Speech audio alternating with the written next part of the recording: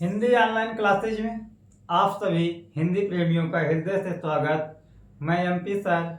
आज हम सभी लोग मिलकर काल के भेद, जिसमें आपने इसके पहले के वीडियो में सीखा वर्तमान काल किसे कहते हैं, भूतकाल किसे कहते हैं और भविष्यत काल किसे कहते हैं, उसको हम लोगों ने इसके पहले के वीडियो में सीखा है। आज के वीडियो में यह सीखेंगे जो वर्तमान काल है उसके कितने भेद होते हैं और उसको पहचानने का तरीका क्या होता है और प्रत्येक काल की परिभाषा भी हम लोग इसमें सीखेंगे।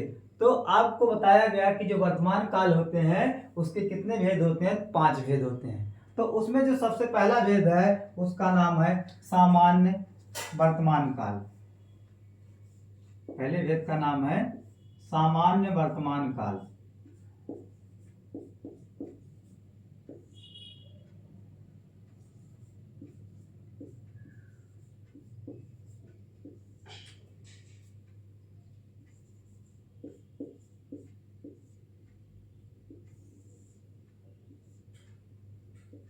तो सामान्य वर्तमान काल किसे कहते हैं, तो यहां पर इसकी परिभाषा है क्रिया का वह रूप, क्रिया का वह रूप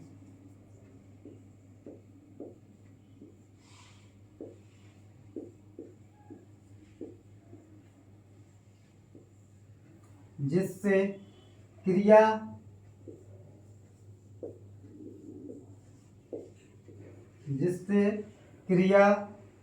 का वर्तमान काल में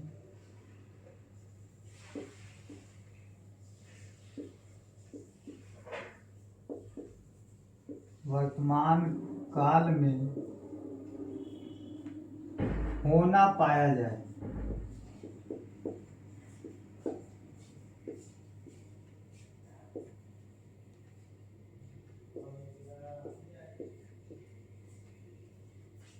वर्तमान काल में होना पाया जाए।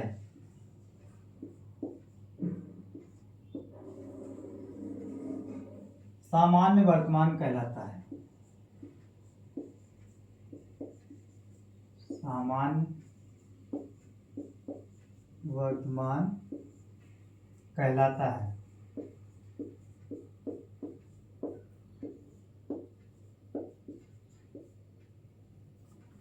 कि जिससे क्रिया का क्या हो, क्रिया का वर्तमान काल में होना पाया जाए, सामान्य वर्तमान कहलाता है।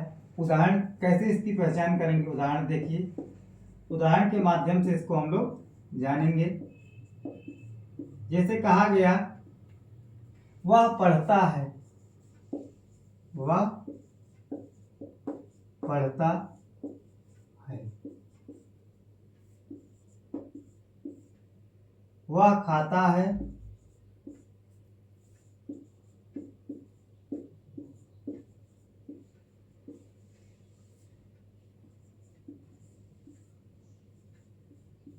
राम खेलता है।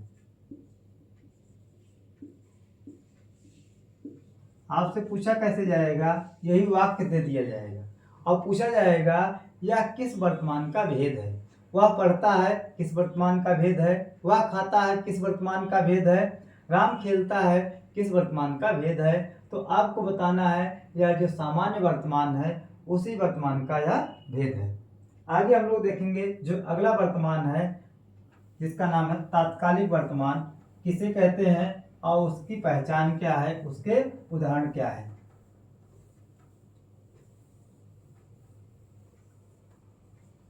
दूसरा भेद तात्कालिक वर्तमान।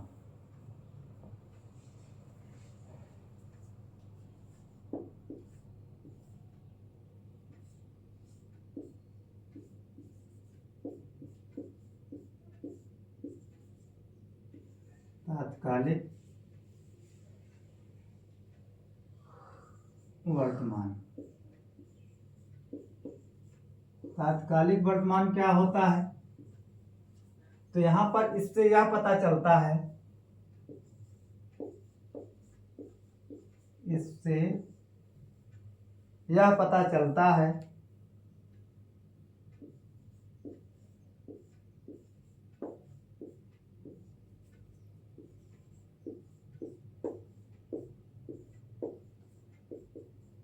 बोलता है कि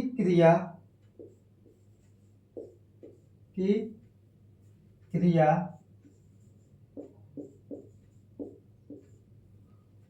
वर्तमान काल में हो रही है। वर्तमान काल में हो रही है। जैसे उदाहरण, यहां से उदाहरण ही पूछा जाएगा, उदाहरण दिया जाएगा कोई वाक्य तो पूछा जाएगा इस वाक्य में वर्तमान काल का कौन सा भेद है।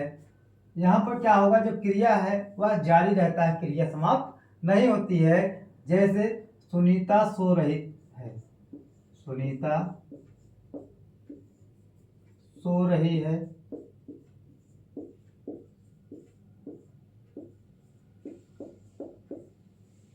सुनीता सो रही है। श्याम पत्र लिख रहा है।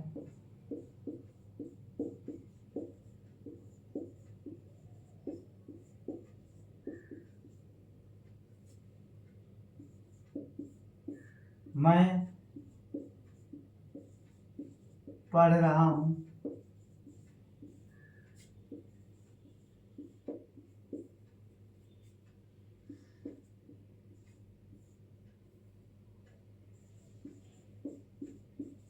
सीता रो रही है।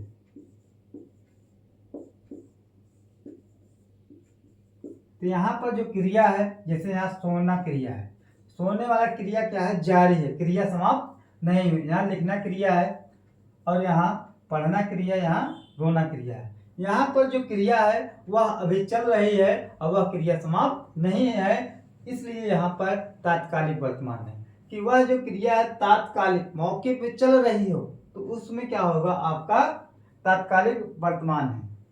तीसरा जो वर्तमान है उसका नाम है पूर्ण वर्तमान।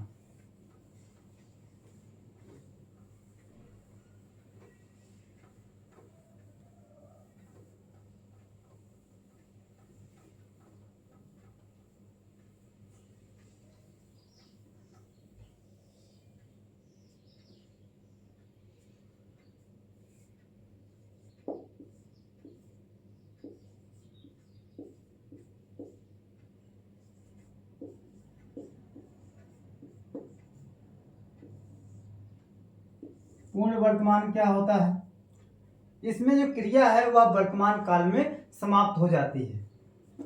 तो इसमें क्या होगा, इससे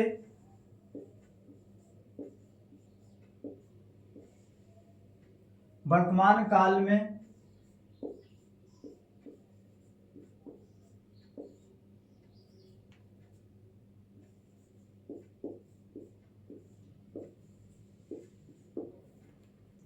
कार्य की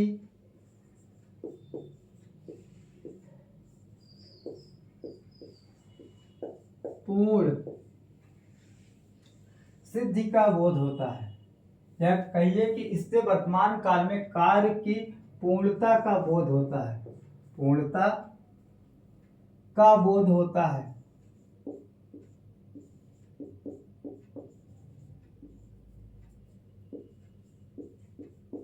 कि जो क्रिया है वह वर्तमान काल में समाप्त हो जाती है। जैसे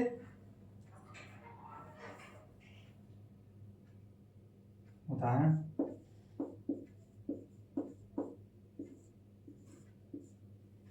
वह आया है, वह आया है। लड़के ने पुस्तक पढ़ी है, लड़के ने पुस्तक पढ़ी है।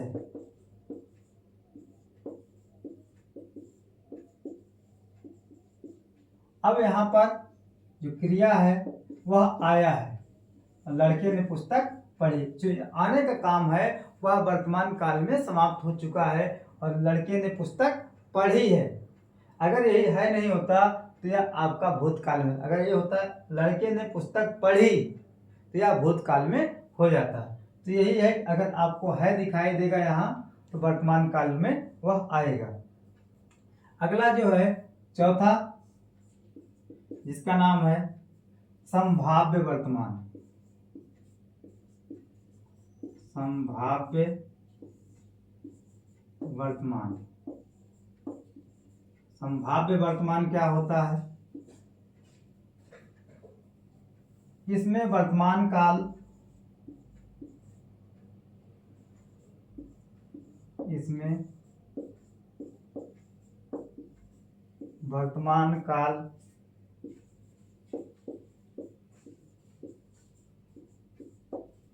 में काम के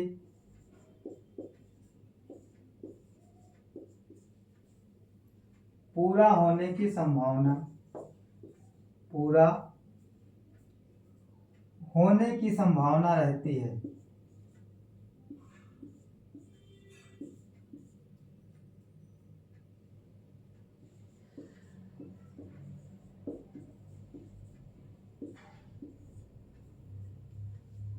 कि वर्तमान काल में केवल काम क्या है, संभावना रहती है, काम पूरा नहीं होता है। उदाहरण,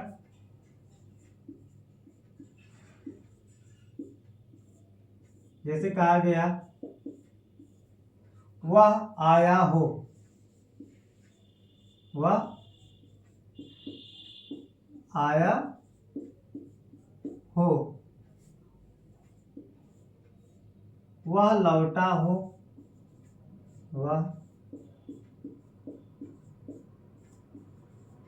लौटा हो।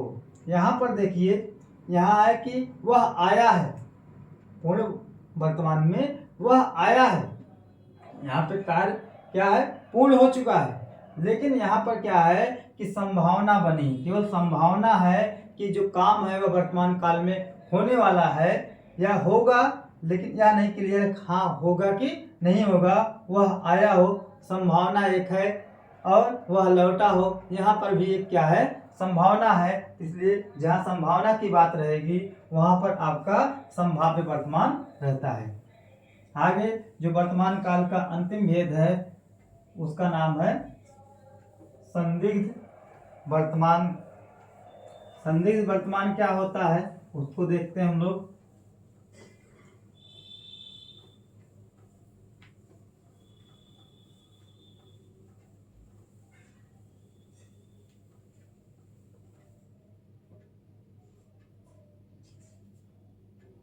वर्तमान काल का अंतिम भेद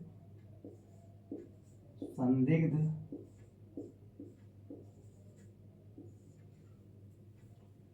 वर्तमान।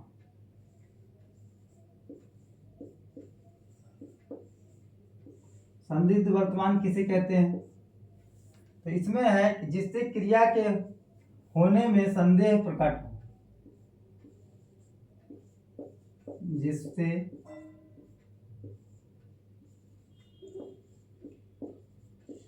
क्रिया के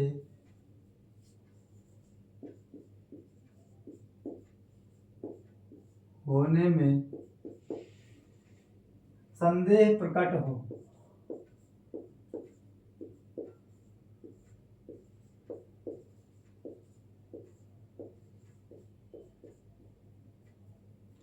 पर उसकी वर्तमान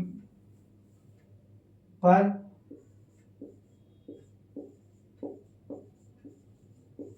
उसकी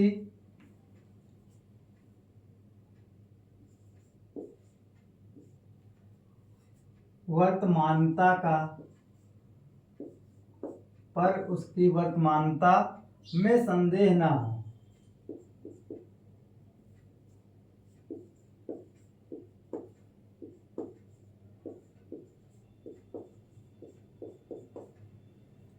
क्रिया क्या है, उससे संदेह प्रकट होगा लेकिन उसकी वर्तमानता में संदेह ना हो।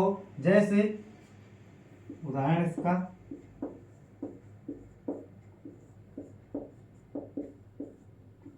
उदाहरण में है राम खाता होगा,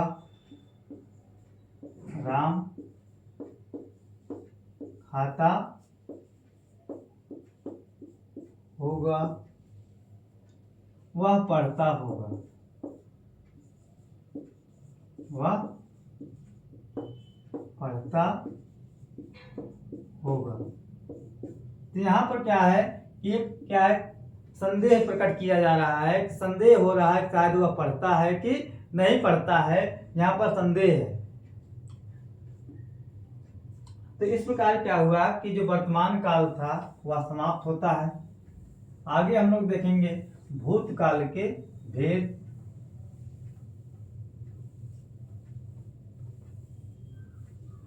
तो भूतकाल के जो भेद होते हैं वह होता है 6।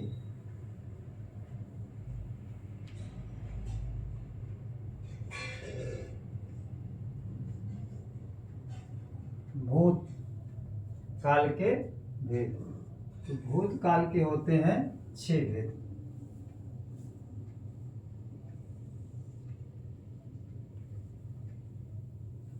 तो जो भूतकाल है उसके 6 भेद। तो सबसे पहले इसमें क्या है, सामान्य भूत। पहला है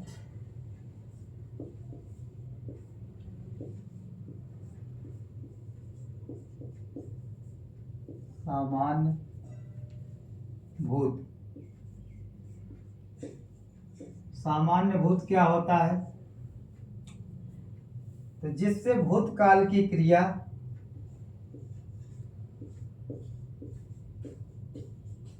जिससे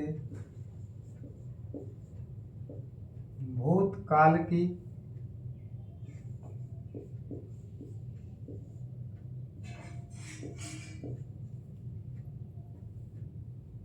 क्रिया के विशेष, भूतकाल की क्रिया जिससे भूतकाल की क्रिया के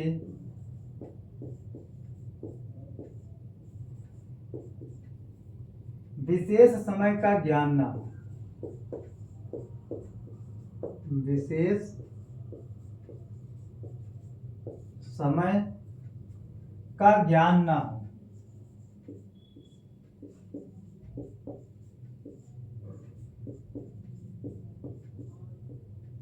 कहा गया कि समय, वह जो क्रिया हुई भूतकाल में वह कब समाप्त हुई पता ना हो।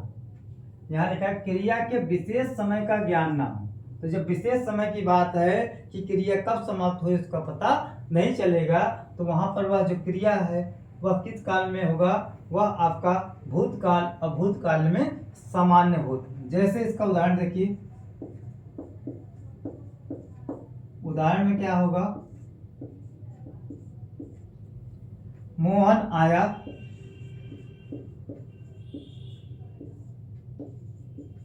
अब यहां है कि मोहन आया लेकिन यह नहीं पता है वह कब आया। सीता गई, सीता गई, तो यहां भी इसको पता नहीं है क्रिया कब समाप्त हुई। आगे इसका जो दूसरा भेद वह है आसन्न भूत।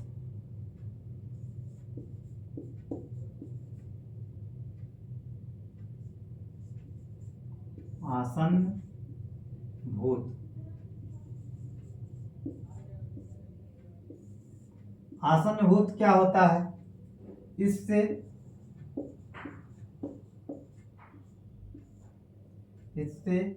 क्रिया की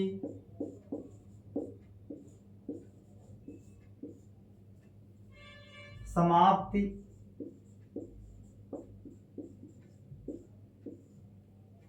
निकट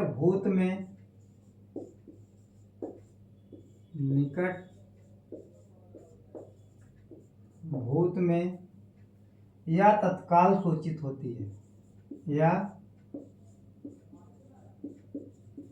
तत्काल सूचित होती है।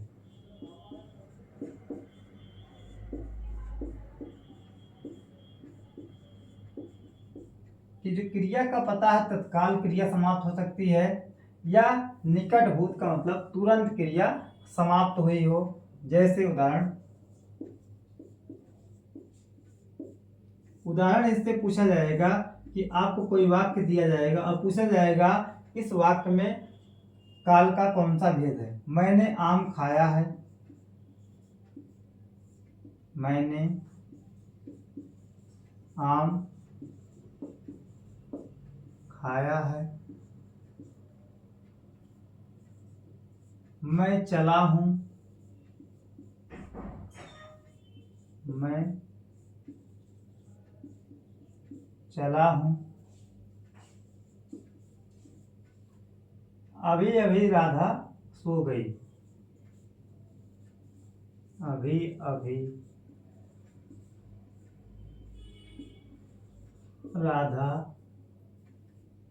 सो गई। तो अभी अभी राधा सो गई है, तो इसमें भी क्या है आपका आसन्न भूत है। आगे जो भूतकाल का अगला भेद है वह है पूर्ण भूत।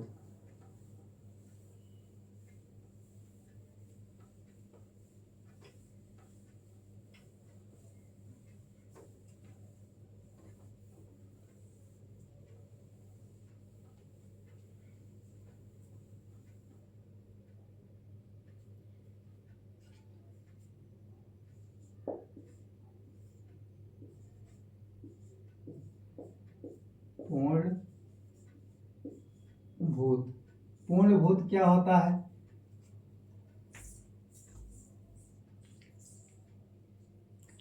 तो पूर्ण भूत में क्या होगा कि क्रिया के उस रूप को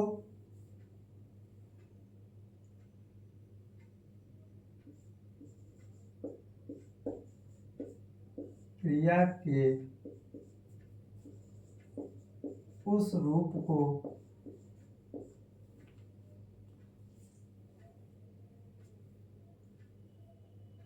पूर्ण भूत कहते हैं।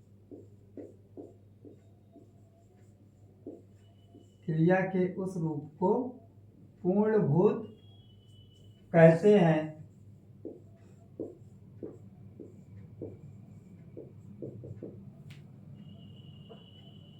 जिससे क्रिया की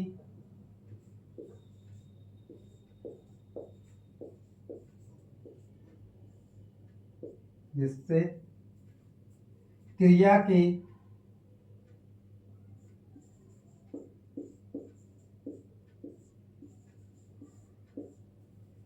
समाप्ति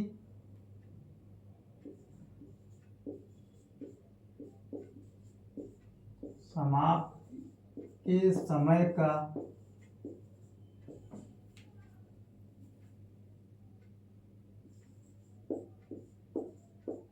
स्पष्ट बोध होता है।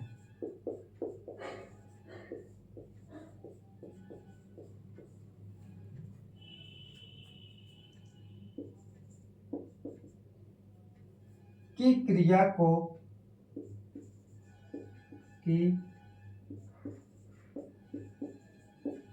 क्रिया को समाप्त हुए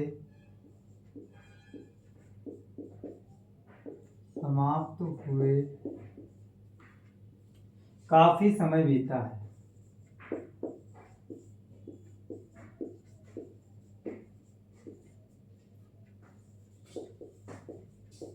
कि क्रिया जो है समाप्त हुई है उसमें बहुत समय बीत गया है।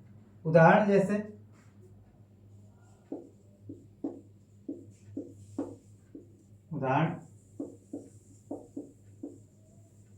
उसने पढ़ा था, उसने पढ़ा था। अब यहाँ पर क्या है, उसने पढ़ा था यह क्रिया बहुत पहले समाप्त हो गई है। वह आया था, वह आया था।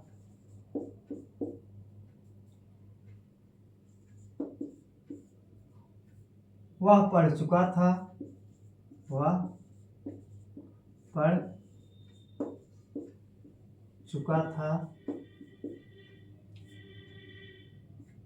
उसने मुरारी को मारा था, उसने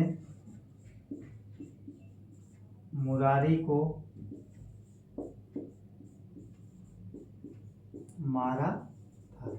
अब यहाँ पर जो क्रिया है, इससे पता चलता है इन वाक्यों से कि क्रिया बहुत पहले समाप्त हो चुकी थी, कि क्रिया को समाप्त हुए काफी समय बीता है, कि क्रिया का जो समय था बहुत पहले समाप्त हुआ। उसने पढ़ा था, यह नहीं पता कब पढ़ा था, लेकिन पढ़ा था।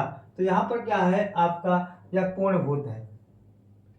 आगे देखेंगे अपूर्णभूत।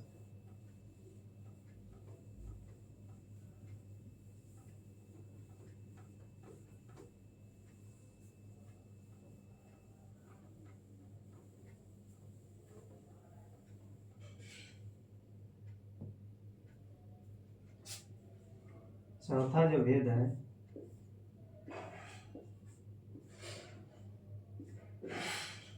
अपूर्णभूत।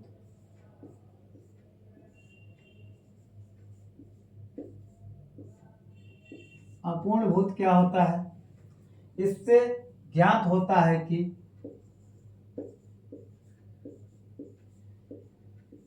इससे ज्ञात होता है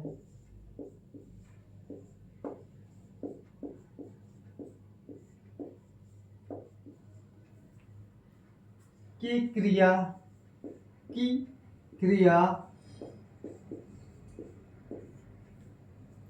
भूतकाल में हो रही थी,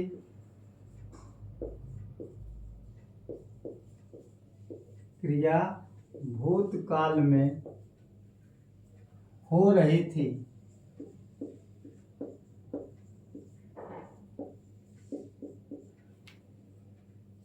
किंतु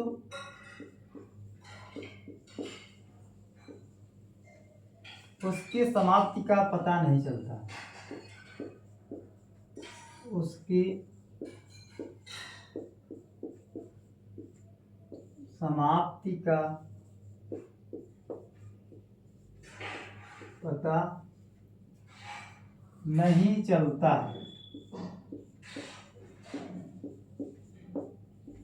कि क्रिया जो है वह किस काल में हो रही थी, भूतकाल में हो रही थी, लेकिन उसकी समाप्ति कि वह क्रिया कब समाप्त हुई उसका पता नहीं चलता।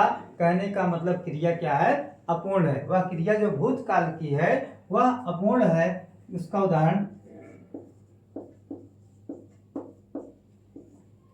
उदाहरण जैसे कहा गया, माया सो रही थी,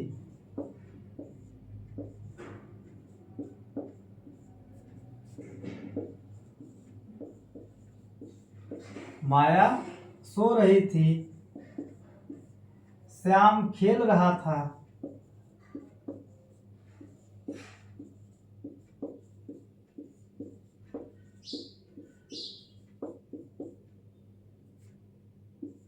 सुरेश गीत गा रहा था,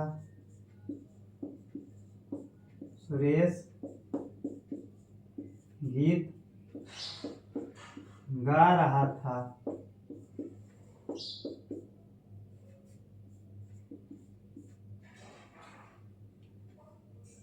काजल खाना बना रही थी,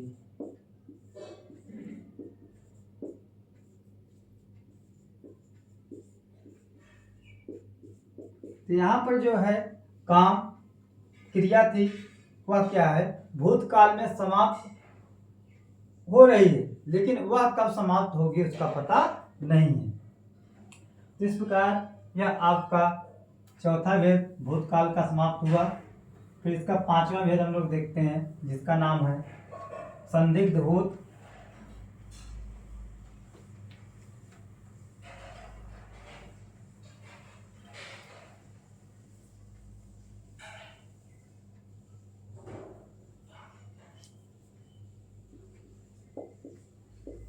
संदिग्ध भूत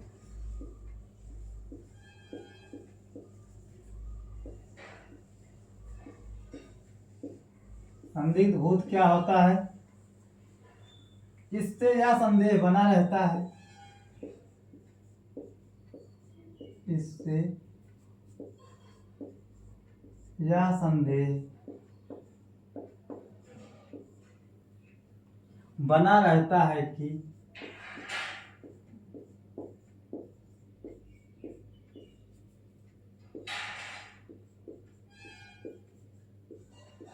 इससे यह संदेह बना रहता है कि भूतकाल में कि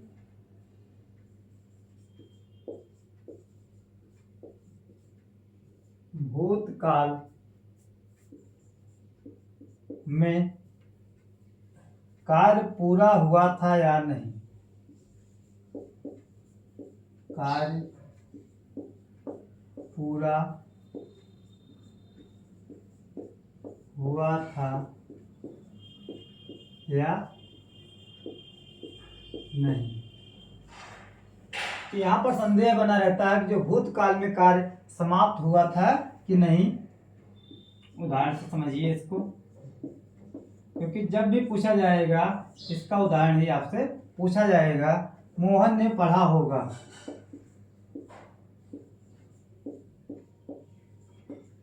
मोहन ने पढ़ा होगा,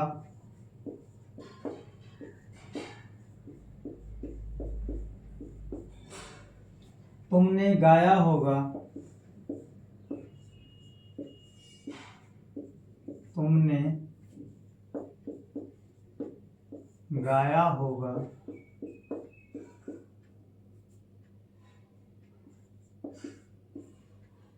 आपने कहा होगा,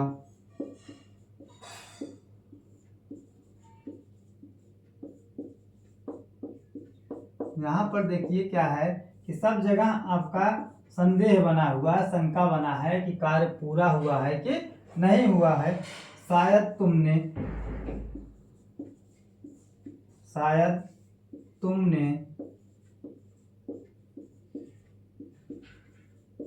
देखा होगा।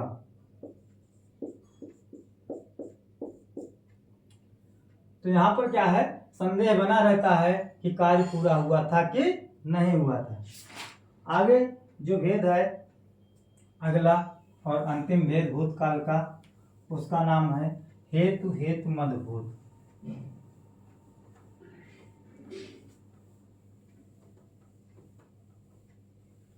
हेतु हेतु मदभूत क्या होता है?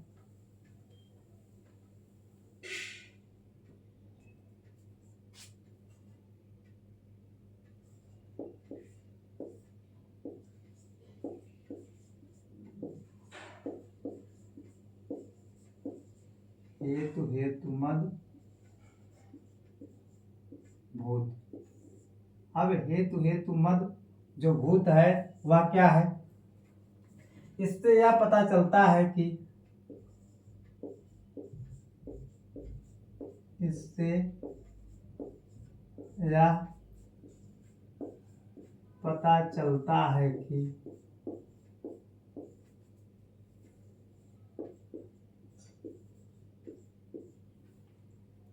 क्रिया भूतकाल में होने वाली थी, क्रिया भूतकाल में होने वाली थी,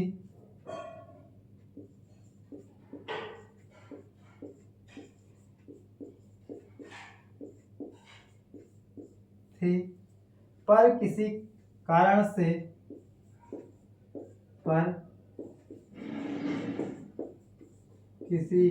से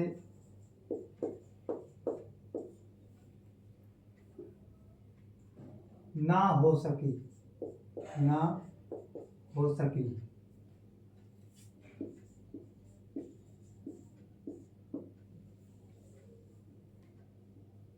इससे काम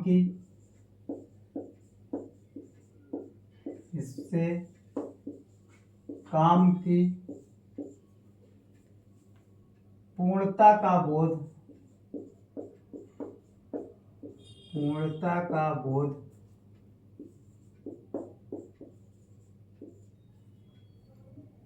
नहीं होता।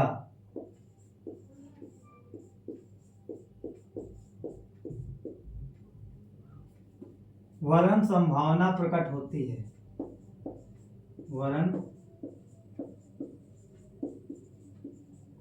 संभावना प्रकट होती है।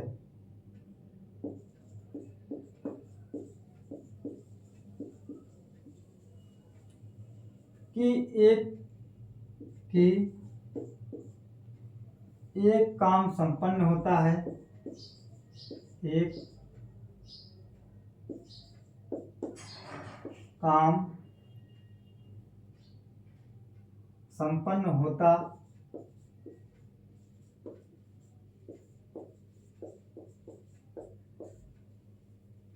तो दूसरा काम भी संपन्न हो जाता,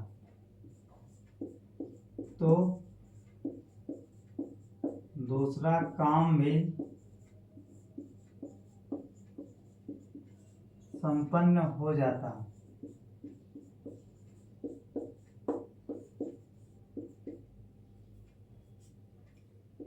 कहा यह गया कि एक क्रिया दूसरी क्रिया पर निर्भर है, कि अगर एक क्रिया समाप्त होगी तो दूसरी भी क्रिया समाप्त हो जाएगी, तो वहां पर क्या होगा, आपका हेतु हेतु मदभूत होगा। जैसे उदाहरण देखिए, उदाहरण में है, वह पढ़ता तो उत्तीर्ण हो जाता, वह पढ़ता तो उत्तीर्ण हो जाता।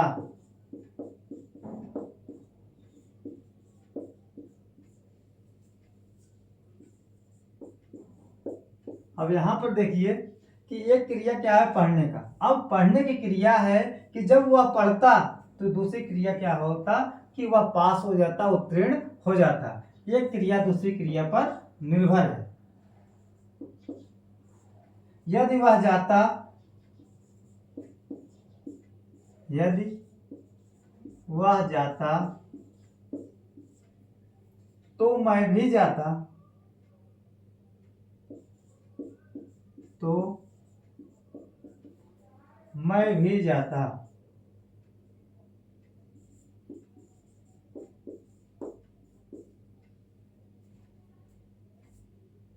तो यहाँ पर एक क्रिया क्या है, दूसरी क्रिया पर निर्भर है, जिसके कारण इस उदाहरण में क्या है, हेतु हेतु मदभूत है। आगे जो काल का अंतिम भेद है, जिसका नाम है भविष्यत काल, उसको हम लोग देखते हैं।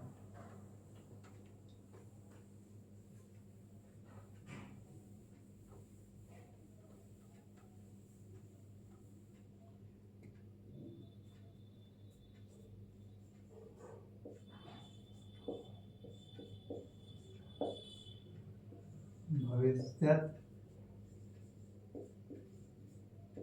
काल के भेद। भविष्यत काल के जो भेद होते हैं वो होते हैं 3, जिसमें सबसे पहले है सामान्य भविष्यत। इसका पहला भेद है सामान्य भविष्यत।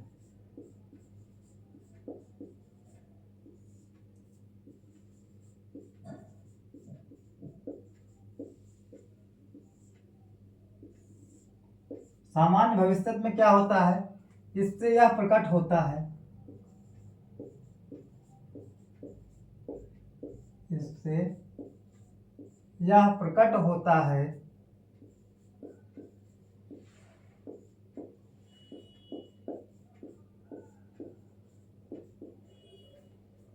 कि क्रिया की क्रिया सामान्यता भविष्यत, सामान्यता भविष्य में होगी।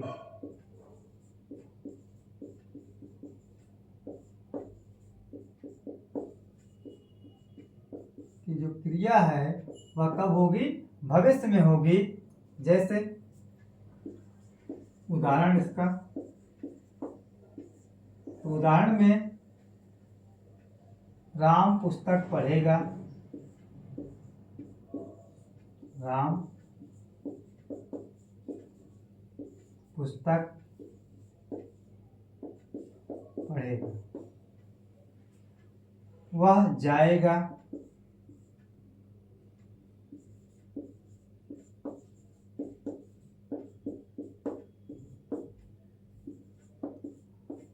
वर्षा होगी।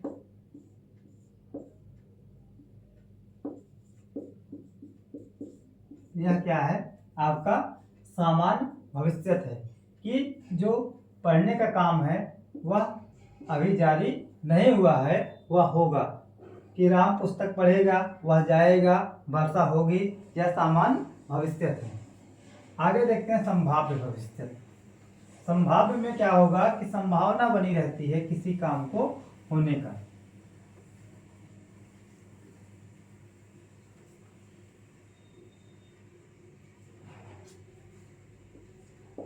दूसरा संभाव्य भविष्यत।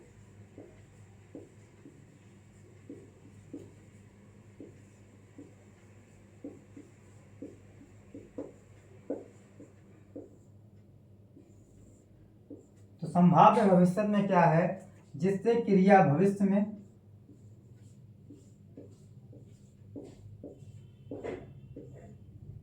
जिससे क्रिया या जिससे भविष्य में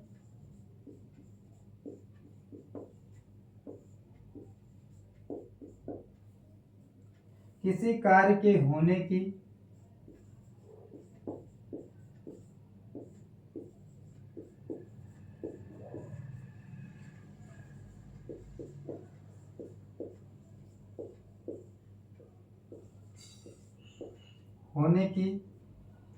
संभावना हो।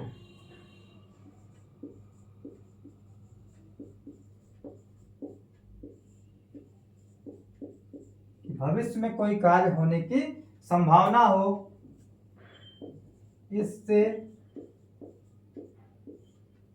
अनुमान इच्छा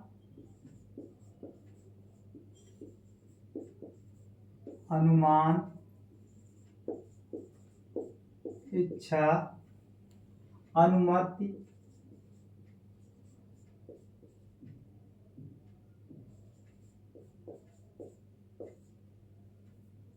विधि या आदेश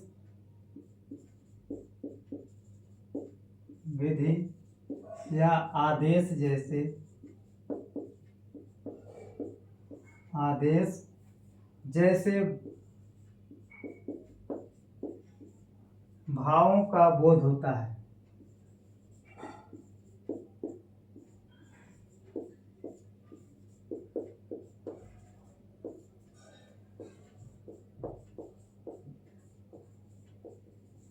क्या कहा गया कि जिससे भविष्य में किसी कार्य के होने की संभावना हो। भविष्य में कोई कार्य होने का संभावना हो और उससे क्या हो? अनुमान इच्छा अनुमति विधि या आदेश जैसे भाव का बोध होता होगा, तो वह जो क्रिया होगी वह क्या होगी? संभाव्य भविष्यत होगी। जैसे उदाहरण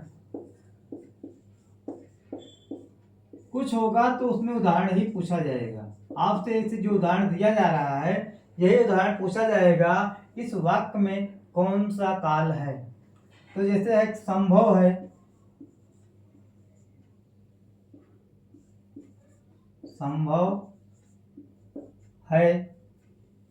वह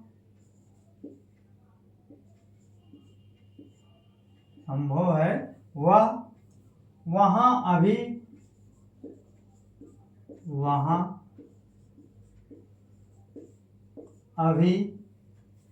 नहीं होगा।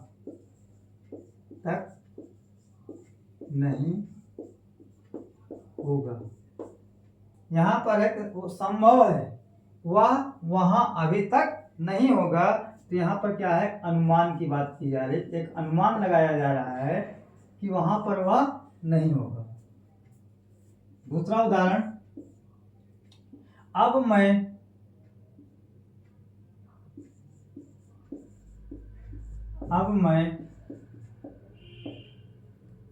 यहां से जाऊं। अब मैं यहां से जाऊं। यहाँ पे क्या है? अनुमति है। अनुमति क्या बोध हो रहा है कि यहाँ से आपसे अनुमति ली जा रही, अब मैं यहाँ से जाऊं। आगे, प्रभु सबकी रक्षा करें। प्रभु सबकी रक्षा करें।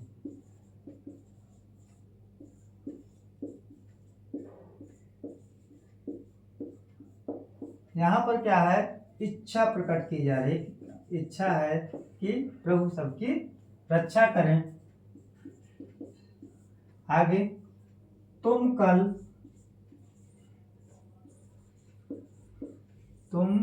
कल मेरे निवास पर आना। मेरे निवास पर आना। तो यहाँ पर क्या होगा, आदेश है कि आपको आदेश दिया जा रहा है कल मेरे निवास पर आना। तो यहाँ पर ये चीज आपको ध्यान रखना है कि कोई कार्य भविष्य में होने की संभावना हो, उससे अनुमान, इच्छा, अनुमति या आदेश जैसे भाव का बोध होगा, तो वह जो आपका काल होगा तो उसमें भविष्यत काल में क्या होगा, संभाव्य भविष्यत होगा। अगला और अंतिम, इसमें और उदाहरण देख लेते हैं। लड़की जाए। लड़की जाए, यहां पर क्या है, एक संभावना है। आगे, संभव है रमेश कल आए। संभव है रमेश कल आए।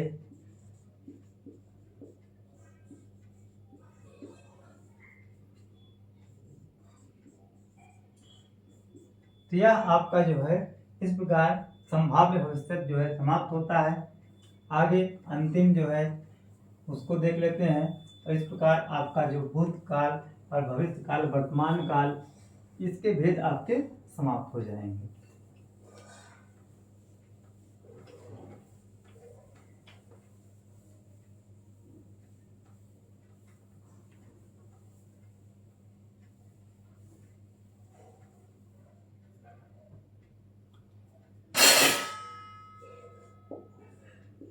अंतिम है हेतु हेतु मद भविष्य।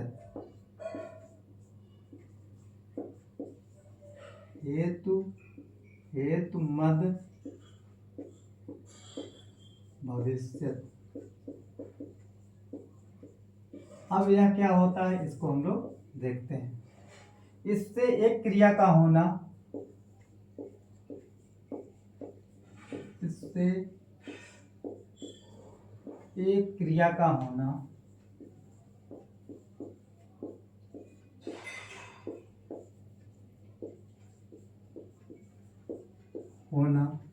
दूसरी क्रिया पर निर्भर करता है।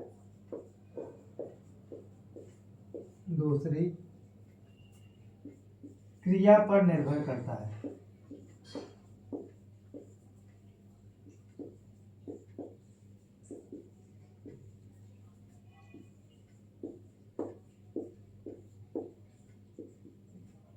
कि एक क्रिया जो है वह किस पर निर्भर करती है, दूसरी क्रिया कि यदि एक क्रिया होगी तो दूसरी क्रिया होगी।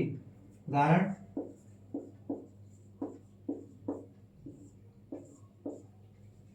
वह आए तो मैं जाऊं। वह आए तो मैं जाऊं।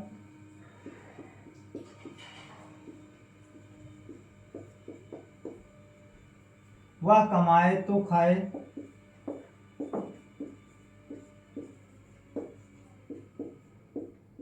वह कमाए तो खाए। अब यहां पर क्या है कि एक क्रिया हो रही है, वह आए, कि वह आएगा तब मैं जाऊंगा, वह कमाएगा तो खाएगा। तो इस प्रकार क्या है, इसमें आपका हेतु हेतु मद भविष्यत होता है कि इसमें एक क्रिया दूसरी क्रिया पर निर्भर करती है। तो इस प्रकार यह आपका जो वीडियो था यह समाप्त होता है, जिसमें आप लोगों ने सीखा कि वर्तमान काल के कितने भेद होते हैं, भूतकाल के कितने भेद और भविष्य काल के कितने भेद होते हैं। और इस वीडियो को आप लोग अपने मित्रों के पास शेयर करें और वीडियो पसंद आए तो लाइक, शेयर और सब्सक्राइब करें। धन्यवाद।